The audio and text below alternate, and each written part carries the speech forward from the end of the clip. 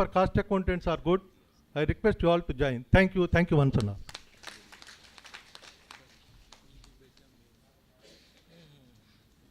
Thank you, sir, for sharing your thought-provoking ideas on this occasion. Now it's my turn to welcome the head of South Asia Certified Institute of Management Accountants, Sri Bhaskar Ranjan Das, sir, to speak on this occasion. Good morning, everyone.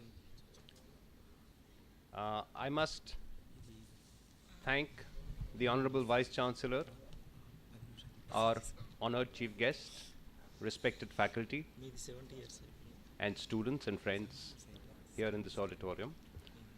Thank you for this opportunity. I am not an accountant, and I am a professional who spent a number of years working in industry. So my knowledge is limited to the practical experience that I have seen, heard, or faced in the markets. The topic is on fraudulent financial practices in the Indian capital markets. I'm sure we are aware that there are issues and incidents in the capital markets that should not be there. There are fraudulent practices, there are malpractices, there are IPOs which are today worthless. My previous speaker enumerated on that. Even I too am a victim, that I held shares of companies which listed in the 90s, and today they are not even worth the paper they were printed on. And there are accounting malpractices which we have seen bring many organizations down, and our respected speaker spoke about some of the names like Satyam or NSEL. So what happens when there are malpractices like this?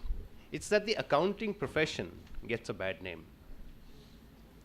And believe it or not, we are good people. Accountants are good people. We are the watchdogs and the auditors of the industry.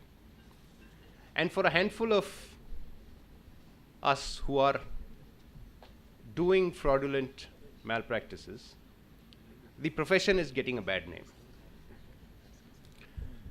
The other thing which I want to talk about is that all of us here are products of the Indian education system. And many of time, industry says there is a big gap between industry and academia. Believe it or not, I don't see this very relevant.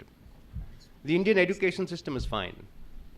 It teaches us the core and the basics, and all of us here are products of the same education system. Yes, there is always a scope to learn more, and today the learning has to go on and shouldn't stop with the end of your college or your degree. One thing where I think we should be able to improve is the area of ethics and governance, is the area of transparency. Where does this start from? It starts from us as individuals, and it percolates into the companies that we work for, into the boards that we go and sit on. And it's we people who influence these organizations into the way they act. There is enough research to show that ethical organizations make good business sense. Unfortunately, it doesn't stop there. We have a report published by SEMA which shows that even less than 50% of organizations worldwide, and even lesser in India, actually have an ethics or a code of conduct inside their organizations. And this spills over not only into financial ethics, also into human relations ethics, also into practice ethics, and personal ethics. So is it that we lack character?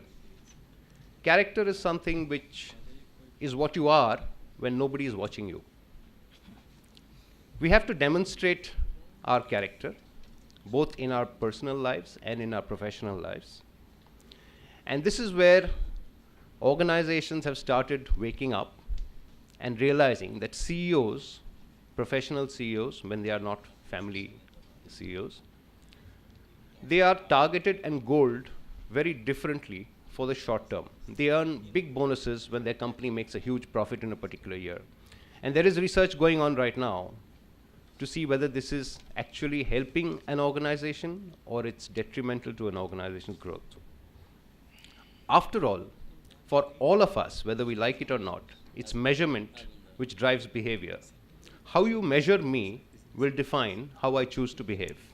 So if you measure me on a short-term goal, I will behave very differently than if you measured me on something which is in a longer perspective.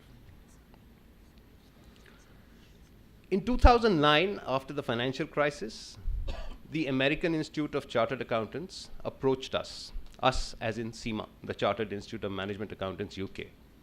Why did they approach us? Because their accountants were facing the same dilemma. The scams had broken out in the US, and they were facing public outcry. And you know that when you're dealing with public money in the US, you face severe consequences.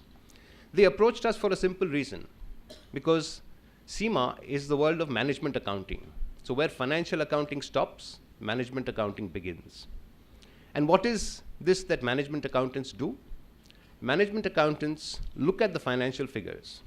And for too long, we have been respecting companies or not respecting companies based on their financial performance. It's like we value somebody only basis how much they are worth, which is not true. In business, there are businesses today which are bankrupt or non-existent because they had very strong balance sheets at one point in time, but they didn't look at how the business sustains over a period of time, how they react to competition, how they have ethics in the boardroom and transparency, and how they meet the market needs. What we developed, CIMA, along with the ICPA, is something called a competency framework, which means that accountants need to have not just the financial and the technical knowledge of accounts, they must also have business knowledge, they must have people skills, the capability to work with people both internal and external to the organization, and they must have leadership skills. And when I say leadership, it's not just top leadership. You can be a leader even within your domain, even if you're doing a simple job of bookkeeping. What it helped was it underpinned all these 4 competency areas with the basics of risks and ethics.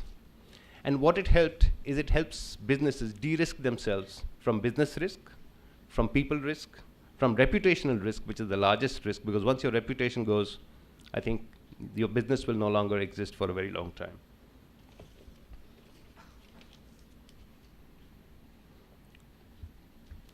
We individuals are contributors to the profession of accounting, which brings us to the topic I was talking about, is that we have been focusing too long on just the financial numbers.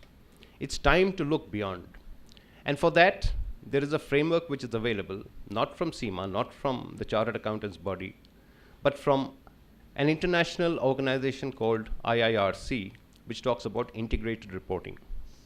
So we have to report not just the financial figures, but also our sustainability figures, also our environmental contribution, and also our societal contribution.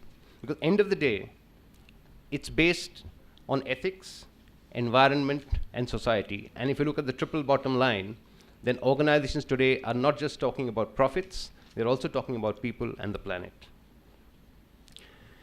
It's an honor to work with the Department of Commerce in Osmania University and with our partner in AP and Telangana, Strategem. We hope to bring our learnings from our ethics and sustainability practice into Osmania University and integrate with the curriculum so that as learners, as students, we all can benefit from the research which is available. With these few words, I would conclude my session.